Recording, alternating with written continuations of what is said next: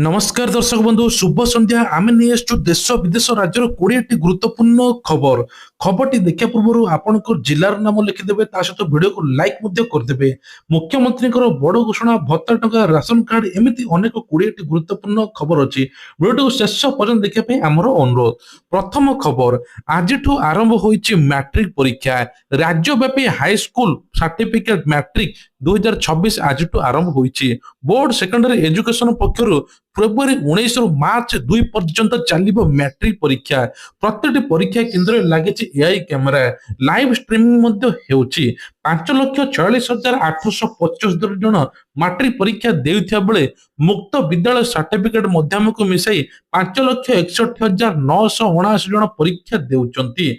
समग्र राज्य में 322 टी नोडल सेंटर 3,082 परीक्षा केंद्र व्यवस्था मध्य करा जायछि। तारि मध्यरु 771 जन परीक्षार्थी आज अनुपस्थित थिले।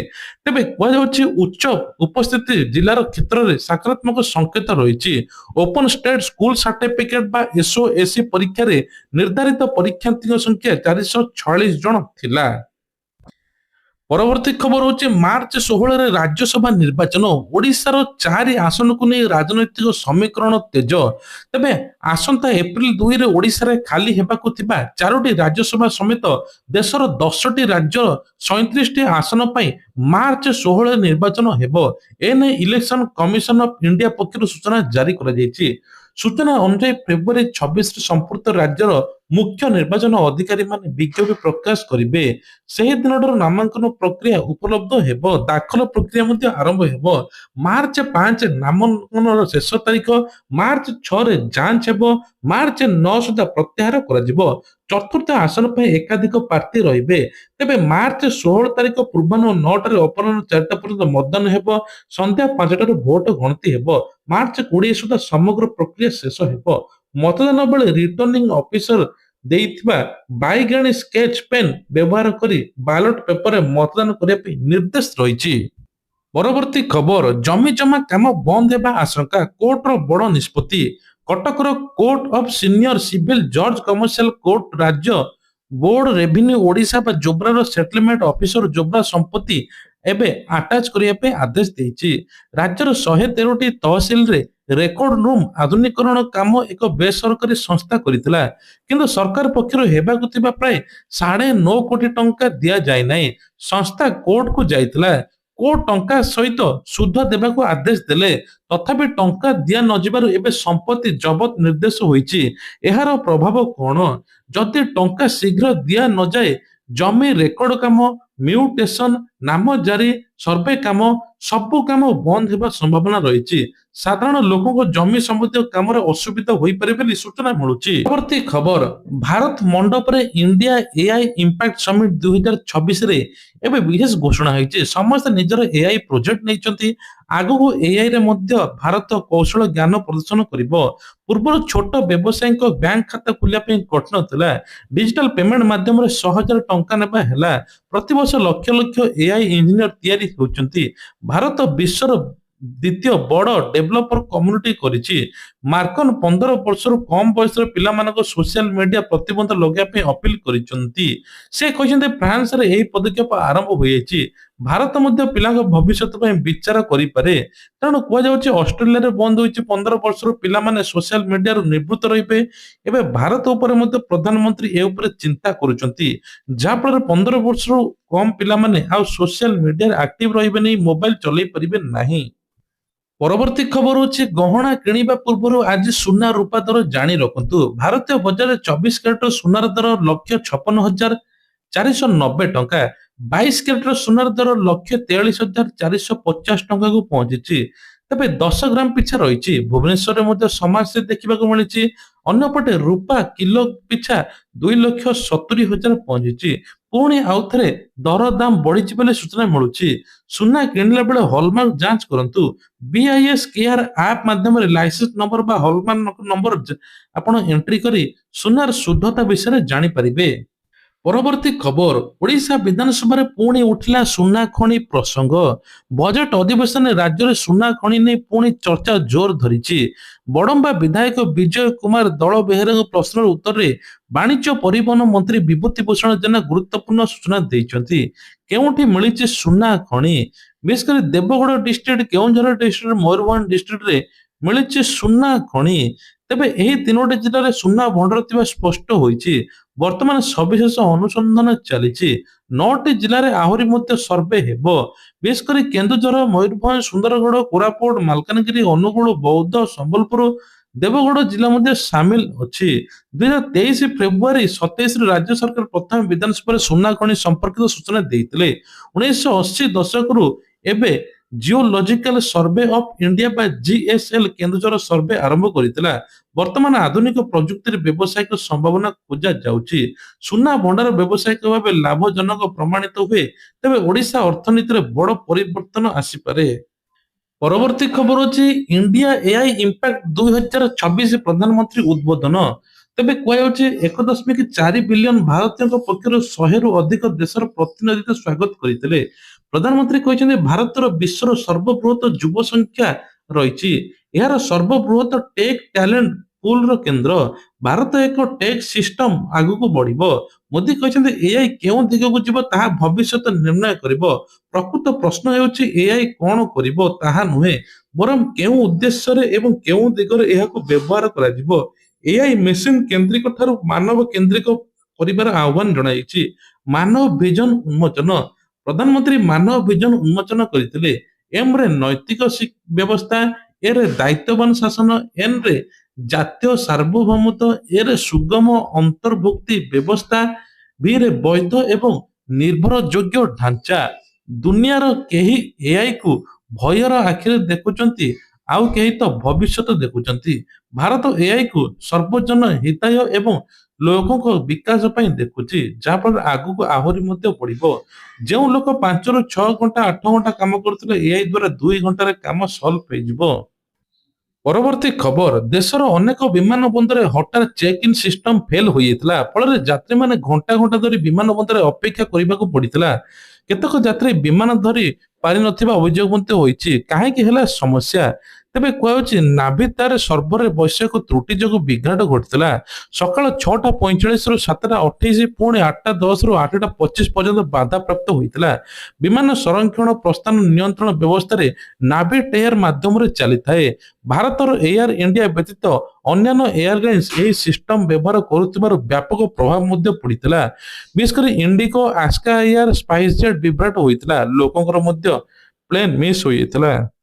ପରବର୍ତ୍ତୀ ଖବର ହେଉଛି ମାଗଣା ଯୋଜନାକୁ ନେଇ ସୁପ୍ରିମକୋର୍ଟଙ୍କ ତୀବ୍ର ଟିପ୍ପଣୀ। ନିର୍ବାଚନ ପୂର୍ବରୁ ମାଗଣା ଯୋଜନା ପ୍ରତ୍ୟେକ ନଗଦ ହସ୍ତାନ୍ତର ନେଇକି ସୁପ୍ରିମକୋର୍ଟ ଅଫ ଇଣ୍ଡିଆ ରାଜ୍ୟର ରାଜନୈତିକ ଦଳମାନଙ୍କୁ କଟୁ ସମାଲୋଚନା କରାଯାଇଛି। ବିଶେଷ କରି ଆବେଦନ ଶୁଣାଣି ସମୟରେ କୋର୍ଟ କହିଛନ୍ତି ନିର୍ବାଚନ ପୂର୍ବରୁ ମାଗଣା ଯୋଜନା ନଗଦ ବଣ୍ଟନ ଟ୍ରେଣ୍ଡ ବଢୁଛି। ଏହା କେବଳ ରାଜ୍ୟରେ ସୀମିତ ନୁହେଁ, ଏସବୁ ବନ୍ଦ କରିବା ଉଚିତ। ଯାହା ଫଳରେ ଏବେ ଆର୍ଥିକ ବିକାଶର ବାଧା ମଧ୍ୟ ସୃଷ୍ଟି ହେଉଛି। ସରକାର ମାଗଣା ଯୋଜନା ଘୋଷଣା କରିବା ପରିବର୍ତ୍ତେ ରୋଜଗାର ବିକାଶ କାର୍ଯ୍ୟରେ ଧ୍ୟାନ ଦେବା ଉଚିତ ବୋଲି କୋର୍ଟ ମତ ପ୍ରକାଶ କରିଛି। ରାଜସ୍ୱର 25% ବିକାଶ କାର୍ଯ୍ୟରେ ବ୍ୟୟ କରିବାକୁ କାହିଁକି ନୁହେଁ ବୋଲି ପ୍ରଶ୍ନ ଉଠାଇଛି। ପରବର୍ତ୍ତୀ ଖବର ହେଉଛି ଆମେରିକାର ବରିଷ୍ଠ କଂଗ୍ରେସ ସଦସ୍ୟ ବ୍ରାଡ ଶେରମାନ ଗୁରୁବାର ଦିନ କହିଛନ୍ତି ଆମେରିକା ରାଷ୍ଟ୍ରପତି ଡୋନାଲ୍ଡ ଟ୍ରମ୍ପ ଭାରତ ଦ୍ୱାରା ରୁଷୀୟ ତୈଳ କ୍ରୟକୁ ନେଇକି ଅଧିକ ଶୁଳ୍କ ଲଗାଇବା ପାଇଁ ବାହାନା ଖୋଜୁଛନ୍ତି। ସୋସିଆଲ ମିଡିଆରେ ଏକ ପୋଷ୍ଟରେ ମଧ୍ୟ କହିଛନ୍ତି ହଙ୍ଗେରୀ ତାଙ୍କର 90% ଅଶୋଧିତ ତୈଳ ରୁଷିଆରୁ ଶୁଳ୍କ ବିନା ଆମଦାନୀ କରୁଛି। ସେହିପରି ରୁଷର ମଧ୍ୟ ସବୁଠାରୁ ବଡ଼ ତୈଳ କ୍ରେତା ଚୀନ ଏବଂ ରୁଷୀୟ ତେଲ ସମ୍ବନ୍ଧୀୟ କଟକଣା ସମ୍ମୁଖୀନ ହୋଇନାହିଁ, ଯଦିଓ ଅନ୍ୟ କାରଣରୁ ପ୍ରଭାବିତ ହୋଇଛି। ଅନ୍ୟପଟେ ଭାରତ ମଧ୍ୟ ତାହାର 21% ଅଶୋଧିତ ତୈଳକୁ ରୁଷରୁ ଆମଦାନୀ କରୁଥିବା ସତ୍ତ୍ୱେ ଅଧିକ ଶୁଳ୍କର ସମ୍ମୁଖୀନ ହୋଇଛି। ଏହି ନୀତିକୁ ତୁରନ୍ତ ପ୍ରତ୍ୟାହାର କରିବା ପାଇଁ ରାଷ୍ଟ୍ରପତିଙ୍କ ଆହ୍ୱାନ ମଧ୍ୟ ହୋଇଛି। ତେବେ ଭାରତ ଆମେରିକା ମଧ୍ୟରେ ଏକ ଅନ୍ତର୍ବର୍ତ୍ତୀ ବାଣିଜ୍ୟ ଚୁକ୍ତି ପାଇଁ ଢାଞ୍ଚା ତିଆରି ହୋଇଥିବା ଘୋଷଣା କରାଯାଇଛି। ଡୋନାଲ୍ଡ ଟ୍ରମ୍ପ ଏକ କାର୍ଯ୍ୟନିର୍ବାହୀ ନିର୍ଦ୍ଦେଶ କରି ଭାରତ ଉପରେ ରୁଷୀୟ ତୈଳ କ୍ରୟ ସମ୍ପର୍କିତ 25% ଦଣ୍ଡାତ୍ମକ ଶୁଳ୍କକୁ ହଟାଇ ଦେଇଛନ୍ତି। ପରବର୍ତ୍ତୀ ଖବର ହେଉଛି ବିହାର ବିଧାନସଭା କାର୍ଯ୍ୟକାଳ ମଧ୍ୟରେ ଉପମୁଖ୍ୟମନ୍ତ୍ରୀ ସମ୍ରାଟ ଚୌଧୁରୀ ଭାଷଣ ସମୟରେ ଏକ ଭିଡିଓ ଭାଇରାଲ ହେଉଛି। ଏହି ଭିଡିଓକୁ ବିରୋଧୀ ଦଳମାନେ ଟାର୍ଗେଟ କରୁଛନ୍ତି। ଭିଡିଓରେ ଗୋଟିଏ ହାତରେ ମୁହଁରେ ଢାକି ମୁହଁରେ କିଛି ଭର୍ତ୍ତି କରିବା ଦେଖାଯାଉଛି। ରାଷ୍ଟ୍ରୀୟ ଜନତା ଦଳ ବା ଇଣ୍ଡିଆନ ନ୍ୟାସନାଲ କଂଗ୍ରେସ ଦାବି କରିଛନ୍ତି ଗୃହ ଭିତରେ ତମାଖୁ ଚୋବାଉଛନ୍ତି। ତ ଭିଡିଓରେ କଣ ଖାଇଥିଲେ ତାହା ସ୍ପଷ୍ଟ ହୋଇନାହିଁ। ବିଶେଷ କରି ଆରଜେଡି ନିଜର ଏକ୍ସ ହ୍ୟାଣ୍ଡେଲରେ ଭିଡିଓଟିକୁ ସେୟାର କରି ବ୍ୟଙ୍ଗାତ୍ମକ ମନ୍ତବ୍ୟ ଦେଇଛି। ସଦନରେ ତମାଖୁ ଖାଇବାର ଏବଂ ବିଭିନ୍ନ ପ୍ରକାର ପ୍ରବେଶ ନିଷେଧ, ତଥାପି କାହିଁକି ଖାଇଛନ୍ତି ସେ ନେଇ ପ୍ରଶ୍ନ ଉଠାଇଛି। ସେପରି କଂଗ୍ରେସ ଏକ ଭୋଜପୁରୀ ଗୀତ ଭିଡିଓ କ୍ଲିପ ପୋଷ୍ଟ ମଧ୍ୟରେ ବ୍ୟଙ୍ଗ କରିଛି। ସୋସିଆଲ ମିଡିଆରେ ଏହି ପ୍ରତିକ୍ରିୟା ଦେଖିବାକୁ ମିଳୁଛି। ଅନେକ ଗୃହ ଦାବି କରୁଛନ୍ତି ତମାଖୁ ସେବନ କରୁଥିଲେ। ତେବେ ସମ୍ରାଟ ଚୌଧୁରୀ ପକ୍ଷରୁ କୌଣସି ସ୍ପଷ୍ଟ ପ୍ରତିକ୍ରିୟା ଦେଖାଯାଇନାହିଁ। ପରବର୍ତ୍ତୀ ଖବର ହେଉଛି ବିଧାନସଭାର ଅର୍ଥନୈତିକ ସର୍ଭେ ରିପୋର୍ଟ 2025-26 ପ୍ରସ୍ତୁତ। ବଜେଟ ଅଧିବେଶନ ପୂର୍ବରୁ ମୁଖ୍ୟମନ୍ତ୍ରୀ ମୋହନ ଚରଣ ମାଝୀ ବିଧାନସଭାର ଅର୍ଥନୈତିକ ସର୍ଭେ ରିପୋର୍ଟ ପ୍ରସ୍ତୁତ କରିଛନ୍ତି। ଏଥିରେ ଶିକ୍ଷା, କୌଶଳ ବିକାଶ ଏବଂ ସ୍ୱାସ୍ଥ୍ୟ କ୍ଷେତ୍ରରେ ଉନ୍ନତି ଉପରେ ବିସ୍ତୃତ ଆକଳନ ଦିଆଯାଇଛି। ଶିକ୍ଷା କୌଶଳ ବିଭାଗ 2023-24ରେ 22,527 କୋଟି ଟଙ୍କା ଥିବା ବିଦ୍ୟାଳୟ ଶିକ୍ଷା ବଜେଟ ଏବେ 2025-26ରେ 31,185 କୋଟିକୁ ବଢିଛି। 2 ବର୍ଷ ଭିତରେ 38% ବୃଦ୍ଧି ହୋଇଛି। ରାଜ୍ୟରେ ସରକାରୀ ବିଦ୍ୟାଳୟ ମୋଟ ଛାତ୍ରଛାତ୍ରୀ ସଂଖ୍ୟା 80% ପାଠ ପଢୁଛନ୍ତି। ପାନୀୟ ଜଳ, ପାଠାଗାର, ଶୌଚାଳୟ, ବିଦ୍ୟୁତ ସୁବିଧାର ଉନ୍ନତି ହେବ। 2024-25ରେ 84% ବିଦ୍ୟାଳୟରେ ଇଣ୍ଟରନେଟ ସୁବିଧା ଥିଲା, ଆହୁରି ମଧ୍ୟ ଏବେ ବଢିଛି। କମ୍ପ୍ୟୁଟର ସୁବିଧାରେ 29% ବୃଦ୍ଧି ହୋଇଛି। ଶିକ୍ଷକ ନିଯୁକ୍ତି ବଢିବା, ଛାତ୍ର ଶିକ୍ଷକ ଅନୁପାତ ପିଟିଆର ସର୍ବଭାରତୀୟ ସ୍ତରଠାରୁ ଉନ୍ନତି ବୋଲି ରିପୋର୍ଟରେ ଉଲ୍ଲେଖ ହୋଇଛି। ସେଭଳି ସ୍ୱାସ୍ଥ୍ୟ ସେବା, ଜନସ୍ୱାସ୍ଥ୍ୟ ସେବା ମଧ୍ୟ ଆଗକୁ ବଢିଛି, ଯାହାଫଳରେ 8,500ରୁ ଅଧିକ ଜନସ୍ୱାସ୍ଥ୍ୟ ପ୍ରତିଷ୍ଠାନ ସେବା ବିସ୍ତାର ହୋଇଛି। ଜିଲ୍ଲା ଓ ଗୋଷ୍ଠୀ ସ୍ୱାସ୍ଥ୍ୟ କେନ୍ଦ୍ର ଉନ୍ନତିକରଣ ହୋଇଛି। ଆମ ହସ୍ପିଟାଲ ଭଳି କାର୍ଯ୍ୟକ୍ରମ ଚାଲିଛି। ଆୟୁଷ୍ମାନ ଭାରତ, ପ୍ରଧାନମନ୍ତ୍ରୀ ଜନ ଆରୋଗ୍ୟ ଯୋଜନା, ଗୋପବନ୍ଧୁ ଆରୋଗ୍ୟ ଯୋଜନା ମଧ୍ୟ ଆର୍ଥିକ ଅନଗ୍ରସର ଲୋକମାନଙ୍କୁ ନଗଦ ବିହୀନ ଚିକିତ୍ସା ସୁବିଧା ମଧ୍ୟ ମିଳୁଛି। ପରବର୍ତ୍ତୀ ଖବର ହେଉଛି ପିଏମ କିଷାନ ଟଙ୍କାକୁ ନେଇକି ବଡ ଅପଡେଟ। ଏଣିକି ଚାଷୀ ମାନଙ୍କୁ ମିଳିବ 22ତମ କିସ୍ତି। ତେବେ କେଉଁମାନଙ୍କୁ ମିଳିବ ଜାଣି ରଖନ୍ତୁ। ଯେଉଁମାନେ ଯୋଗ୍ୟ ହିତାଧିକାରୀ ଥିବେ, ପୂର୍ବରୁ 21ତମ କିସ୍ତି ପାଇଥିବେ, କିନ୍ତୁ 21ତମ କିସ୍ତି କିଛି ଚାଷୀଙ୍କୁ ଆସିନାହିଁ, ତୁରନ୍ତ ଇ କେୱାଇସି କରିଦିଅନ୍ତୁ। ଯଦି ଯୋଗ୍ୟ ହୋଇଥିବେ ନିଶ୍ଚିତ 21-22 ଦୁଇଟି କିସ୍ତି ମିଳିବ। ସରକାର ଏବେ ରିସେଣ୍ଟଲି 5 ଲକ୍ଷ ଚାଷୀଙ୍କର ନାମ କାଟିଛନ୍ତି। ଅଯୋଗ୍ୟ ହିତାଧିକାରୀ ଥିଲେ, ନିଜର ନାମ ଆବେଦନ କରିଥିଲେ, କିଛି ଟଙ୍କା ମଧ୍ୟ ହଡପ କରିଥିଲେ। ସରକାର ଏବେ ପ୍ରକୃତରେ ହିତାଧିକାରୀଙ୍କ ପାଇଁ ବାରମ୍ବାର ଇ କେୱାଇସି ସିଷ୍ଟମ କରୁଛନ୍ତି। ଇ କେୱାଇସି ଦ୍ୱାରା ସବୁ କିଛି ତଥ୍ୟ ମଧ୍ୟ ଜଣା ପଡିଯିବ। ତେଣୁ ତୁରନ୍ତ ଆପଣମାନେ ଇ କେୱାଇସି କରିଦିଅନ୍ତୁ ଯଦି 21ତମ କିସ୍ତି ପାଇନାହାନ୍ତି। ତା ସହିତ ମଧ୍ୟ ଆପଣମାନେ 21-22 ଦୁଇଟି କିସ୍ତି ପାଇବେ। 22ତମ କିସ୍ତି ହୋଲି ପୂର୍ବରୁ ମିଳିଯିବ ବୋଲି ସରକାର ଏପଟେ ସୂଚନା ଦେଇଛନ୍ତି। ଗୋଟେ ମୁଖ୍ୟମନ୍ତ୍ରୀ ମୋହନ ଚରଣ ମାଝୀ ମହିଳାକୁ କୃଷିକୁ ଅଧିକ ପ୍ରୋତ୍ସାହନ ରାଶି ଦିଆଯିବ। ତେବେ ଅଧିକ ଉତ୍ପାଦନ ପାଇଁ ମହିଳାମାନଙ୍କୁ ସରକାର ଏସଏଚଜି ମହିଳାକୁ 10 ଲକ୍ଷ ଟଙ୍କା ପର୍ଯ୍ୟନ୍ତ ଋଣ ଯୋଗାଇ ଦେବେ ବିନା ସୁଧରେ। ତା ସହିତ ଚାଷୀ ମାନଙ୍କୁ ବିଭିନ୍ନ ସୁବିଧା ଯୋଗାଇ ଦେବେ, ଯେମିତି କିଷାନ କ୍ରେଡିଟ କାର୍ଡ, ସିଏମ କିଷାନ ଟଙ୍କା ମଧ୍ୟ ଆଗକୁ ଆସିବାର ଅଛି। ପିଏମ କିଷାନ ତ ଏବେ ଆପଣ ମାନେ ଶୁଣିଲେ। ଚାଷୀ ମାନଙ୍କ ପାଇଁ ବିଭିନ୍ନ ପ୍ରକାର ପ୍ରୋତ୍ସାହନ ରାଶି ଯୋଗାଇ ଦିଆଯିବ। ଏପଟେ ସରକାର କହିଛନ୍ତି ମହିଳାକୁ ବିଶେଷ ଗୁରୁତ୍ୱ ଦିଆଯାଉଛି। ଲକ୍ଷପତି ଦିଦିରେ କିଭଳି ସାମିଲ ହେବେ ସେ ନେଇକି ବ୍ୟାପକ ବ୍ୟବସ୍ଥା ମଧ୍ୟ କରାଯାଉଛି। ପରବର୍ତ୍ତୀ ଖବର ହଉଛି ଶସ୍ତା ହେବ ଏଆଇ, 7 ବର୍ଷରେ 10 ଲକ୍ଷ କୋଟି ନିବେଶ। ଜାମନଗରରେ ଗିଗା ୱେଟ୍ ସ୍ତରରେ ଏଆଇ ଭିତ୍ତିଭୂମି। ଶିକ୍ଷା, ସ୍ୱାସ୍ଥ୍ୟ, କୃଷି କ୍ଷେତ୍ରରେ ଏଆଇ ପ୍ଲାଟଫର୍ମ ଶୁଭାରମ୍ଭ। ଏଆଇ ପ୍ରଧାନମନ୍ତ୍ରୀଙ୍କ ବିକଶିତ ଭାରତ ଭିଜନକୁ ନୂତନ ଗତି ଦେବ। ରିଲାଏନ୍ସ ଇଣ୍ଡଷ୍ଟ୍ରି ଏବେ ଏଆଇ ଉପରେ ଫୋକସ କରୁଛି, ଯାହାଫଳରେ ଆର୍ଟିଫିସିଆଲ ଇଣ୍ଟେଲିଜେନ୍ସରେ ଏବେ ପ୍ରବେଶ କରିବ, ଯାହାଫଳରେ 10 ଲକ୍ଷ କୋଟି ଟଙ୍କା ନିବେଶ କରିବ ବୋଲି କୁହାଯାଉଛି। ଆଗାମୀ 7 ବର୍ଷ ଭିତରେ 10 ଲକ୍ଷ କୋଟି ନିବେଶ ହେବ। ଏହି ନିବେଶ ଭାରତର ଶକ୍ତିଶାଳୀ ଏଆଇ ଭିତ୍ତିଭୂମି ସୃଷ୍ଟି କରିବା ଆଗାମୀ ଦଶକ ଗୁଡ଼ିକୁ ଆର୍ଥିକ ଦୃଢତା ସହିତ ଉଦ୍ଦେଶ୍ୟରେ କରାଯିବ ବୋଲି କୁହାଯାଉଛି। ପରବର୍ତ୍ତୀ ଖବର, ନକ୍ସଲ ମୁକ୍ତ ହେବ ଭାରତ। ମାର୍ଚ୍ଚ 31 ସୁଦ୍ଧା ଦେଶରୁ ନକ୍ସଲଙ୍କ ନାଁ ଲିଭିଯିବ। ତେବେ ଏହି ଦୃଷ୍ଟିରେ ରଖି ନକ୍ସଲଙ୍କ ମାନଙ୍କ ବିରୁଦ୍ଧରେ KAG2 ନାମରେ ଏକ ଦ୍ୱିତୀୟ ବଡ ଅପରେସନ ଆରମ୍ଭ ହୋଇଛି। ମୁଖ୍ୟତଃ ଆପଣମାନେ ଦେଖିଥିବେ ଓଡିଶାଠୁ ଆରମ୍ଭ କରି ସବୁଆଡେ ରାଜ୍ୟରେ ଏବେ ଆତ୍ମସମର୍ପଣ କରୁଛନ୍ତି ମାଓବାଦୀ ମାନେ। ଏବେ ନକ୍ସଲ ମୁକ୍ତ ମଧ୍ୟ ହୋଇଯିବ।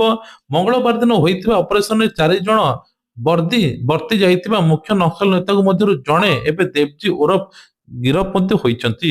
ତା ସହିତ ମଧ୍ୟ ଏବେ ଦିନକୁ ଦିନ ହାର୍ଡକୋର ନକ୍ସଲ ନେତା ମଧ୍ୟ ଅଛନ୍ତି, ଯେଉଁଥିରେ ଶୀର୍ଷ କେନ୍ଦ୍ରୀୟ କମିଟି ପଲିଟ ବ୍ୟୁରୋ ସଦସ୍ୟ ମଧ୍ୟ ଅଛନ୍ତି। ସେମାନଙ୍କ ମଧ୍ୟରେ ମୋଷ୍ଟ ୱାଣ୍ଟେଡ ଦେବଜୀ ଓରଫ ମଧ୍ୟ ଅଛନ୍ତି। ତେବେ ବିଶେଷ କରି କୁହାଯାଉଛି 2026 ମାର୍ଚ୍ଚ 31 ସୁଦ୍ଧା ନକ୍ସଲ ମୁକ୍ତ ହେବ ଭାରତ। ପୁଣି ଆଉ ଗୋଟେ ବଡ ଖବର, ରାଉରକେଲାରେ ବିଶ୍ୱକପ୍ ବେଟିଂ ସିଣ୍ଡିକେଟର ପର୍ଦ୍ଦାଫାଶ ହୋଇଛି। ସିଲଭର ଏକ୍ସଚେଞ୍ଜ ଅନଲାଇନ ଗେମିଂ ଆପରେ ଲକ୍ଷ ଲକ୍ଷ ଟଙ୍କା କାରବାର ହେଉଥିଲା। 30 ଲକ୍ଷରୁ ଅଧିକ ନଗଦ ଟଙ୍କା 6 ଜଣ ଗିରଫ ହୋଇଛନ୍ତି। ଅପରେସନ ସାଇବର କବଚ ମାଧ୍ୟମରେ ବେଆଇନ କ୍ରିକେଟ ବେଟିଂ ସିଣ୍ଡିକେଟକୁ ଧରିଛି ପୋଲିସ। ଟି20 ବିଶ୍ୱକପ୍ ମ୍ୟାଚକୁ ନେଇକି ବନ୍ଧମୁଣ୍ଡା ଅଞ୍ଚଳରେ ଚାଲିଥିଲା ବେଆଇନ କାରବାର। ବିଶେଷ କରି ନଗଦ 30 ଲକ୍ଷ 65 ହଜାର ଜବତ ହୋଇଛି। ସେମାନଙ୍କ ଠାରୁ ଗୋଟିଏ ଥାର ଗାଡି, 2ଟି ଲାପଟପ, 7ଟି ମୋବାଇଲ ଫୋନ ଜବତ ମଧ୍ୟ ହୋଇଛି। ଗିରଫ ଅଭିଯୁକ୍ତ ମାନେ ହେଲେ ରୋହିତ, ପଙ୍କଜ, ସୋନୁ ଏବଂ ମୁକେଶ ସାହୁ, ଜିତେନ୍ଦ୍ର ଅଗ୍ରୱାଲ ଏବଂ ସୁରେଶ ବୋଲି କୁହାଯାଉଛି। ସେମାନେ ସାଧାରଣ ଲୋକଙ୍କଠାରୁ ଅଧିକ ଟଙ୍କାରେ ଲୋଭ ଦେଖାଇ ଠକୁଥିଲେ। ଏହି ରାକେଟ କେବଳ ରାଉରକେଲା ନୁହେଁ, ବରଂ ଓଡ଼ିଶା ବାହାରେ ଜାଲ ବିଠାଇଛି ବୋଲି କୁହାଯାଉଛି। ପରବର୍ତ୍ତୀ ଖବର ହେଉଛି ହଳଦିଆ ପଦରେ ବ୍ରିଜ ଡିଜାଇନ ହେବ। ହଳଦିଆ ପଦରେ ଦୁର୍ଘଟଣା ବାରମ୍ବାର ଘଟୁଛି। ଏ ନେଇକି ପରିବହନ ମନ୍ତ୍ରୀ ବିଭୂତି ଭୂଷଣ ଜେନାଙ୍କ ପ୍ରତିକ୍ରିୟା। ଯେଉଁ ଦିନରୁ ବ୍ରିଜ ତିଆରି ହୋଇଛି ସେବେଠାରୁ ଡିଜାଇନ ଭୁଲ ଅଛି। ଏହା ଭିତରେ ବହୁ ଜୀବନ ଅକାଳରେ ଗଲାଣି। ନିଜର ସ୍ୱାର୍ଥ ସାଧନ ପାଇଁ ଯେଉଁଭଳି କାମ କରାଯାଇଥିଲା ସେମାନଙ୍କୁ ନିନ୍ଦା କରାଯାଉଛି। ଆଜି ଯେଉଁମାନେ କହୁଛନ୍ତି ସେମାନେ ଆଗରୁ କହୁନଥିଲେ। ବ୍ରିଜ ପ୍ରସଙ୍ଗରେ ଆଗରୁ ବହୁତ ଥର ସ୍ୱର ଉତ୍ତୋଳନ ହୋଇଛି, ପରିବହନ ମନ୍ତ୍ରୀ କହିଛନ୍ତି। କିନ୍ତୁ ଏପର୍ଯ୍ୟନ୍ତ ଭୁଲ ହୋଇଥିବା ଡିଜାଇନ ପରିବର୍ତ୍ତନ କରାଯାଇ ନଥିଲା। ହଳଦିଆ ପଦରେ ଦୁର୍ଘଟଣା ଏବେ ସମସ୍ତଙ୍କ ଆଖି ଖୋଲିଦେଇଛି। ଆଗକୁ ଡିଜାଇନ ଭଲ ଭାବେ କରାଯିବ। ଜାନୁଆରୀ ଜାନୁଆରୀ 31ରେ ଦୁର୍ଘଟଣାରେ 5 ଜଣଙ୍କ ଜୀବନ ଯାଇଥିଲା। ଏହାକୁ ସୁପ୍ରିମକୋର୍ଟର ରୋଡ ସେଫ୍ଟି କମିଟି ରିପୋର୍ଟ ମାଗିଥିଲେ, ଯାହାକୁ ନେଇକି ମୁଖ୍ୟ ଶାସନ ସଚିବ ଲେଖିଛନ୍ତି। ପରବର୍ତ୍ତୀ ଖବର ହେଉଛି ଏସି ହୋଇଯିବ ମହଙ୍ଗା। ତେବେ ଦିନକୁ ଦିନ ଏସି, ଟିଭି, ଫ୍ରିଜ ଏସବୁ ପୁଣି ଆଉଥରେ 8ରୁ 10% ବଢିବ ବୋଲି କୁହାଯାଉଛି। ଡିଲର ମାନେ ବହୁ ସଂଖ୍ୟକ ଏହି ଷ୍ଟୋରରେ ମହଜୁଦ କରି ରଖିଛନ୍ତି। କିନ୍ତୁ ଖରାଦିନ ଆସୁଛି, ଏସି, ଟିଭି, ଫ୍ରିଜ 8ରୁ 10% ବଢିଯିବ। ଯଦି ଆପଣମାନେ ଆଣିବା ପାଇଁ ଚେଷ୍ଟା କରୁଛନ୍ତି, ଜାଣୁଛନ୍ତି, ତା ପୂର୍ବରୁ ଆପଣମାନେ ଆଣି ରଖନ୍ତୁ। ତେବେ ଇଏ ଥିଲା ଆଜିର ଦେଶ ବିଦେଶ ରାଜ୍ୟର ଖବର। ଯଦି ଖବରଟି ଭଲ ହେଇଥାଏ ନିଶ୍ଚୟ ଲାଇକ୍ କରିବେ। ଚ୍ୟାନେଲରେ ନୂଆ ଥିଲେ ସବସ୍କ୍ରାଇବ କରିବା ପାଇଁ ଭୁଲିବେ ନାହିଁ। ଜୟ ଜଗନ୍ନାଥ।